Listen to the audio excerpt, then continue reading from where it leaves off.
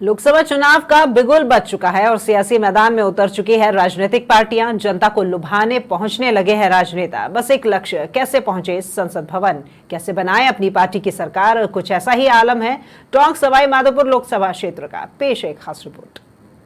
लोकसभा चुनाव का बिगुल बजने के साथ सियासी सरगर्मियां तेज हो चुकी हैं। राजस्थान में 2 चरणों में मतदान होना है, जिसमें पहले चरण के लिए नामांकन का दौर समाप्त हो चुका है, तो दूसरे दौर के लिए नामांकन हो रहे हैं। बात करें टोंक सवाई माधोपुर लोकसभा क्षेत्र की, जहां दूसरे चरण में 26 अप्रैल को वोटिंग होनी है।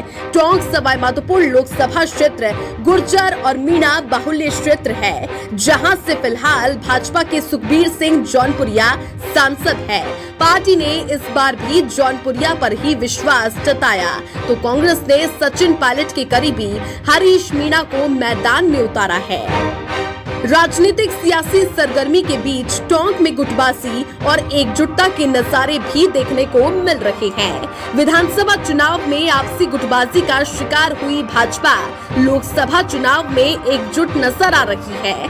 पिछले दिनों एक मंच पर दिखे घोर विरोधी रहे भाजपा प्रत्याशी सुखबीर सिंह जौनपुरिया और पूर्व विधायक अजीत मेहता को लेकर भी सियासी चर्चा तेज है। विधानसभा चुनाव में इस गुटबाजी का भाजपा को बड़ा नुकसान भी हुआ और सचिन पायलट ने बड़े अंतर से जीत दर्ज की थी, लेकिन अब दोनों नेताओं के दिल मिल गए हैं, जिसका फायदा लोकसभा चुनाव में दिखेगा।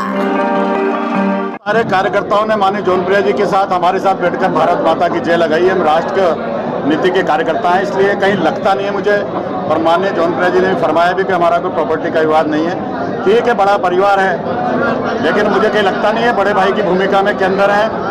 और मैं तो इनसे कहना चाहूँगा कि आपसे हमें अपेक्षा ज़्यादा है और कार्यकर्ता आपके लिए तैयार बैठा है और ये लोकसभा का चुनाव ऐतिहासिक परिणाम का चुनाव साबित होगा। अब कहां कितनी गुटबाजी और कहां कितनी एकजुटता, ये तो नेता खुद जाने, लेकिन विधानसभा चुनाव में गुटबाजी का परिणाम भुगत चुकी भाजपा लोकसभा चुनाव में फिर से नुकसान नहीं उठाना चाहती। समाचार प्लस के लिए टोंक से रवि सैनी की रिपोर्ट।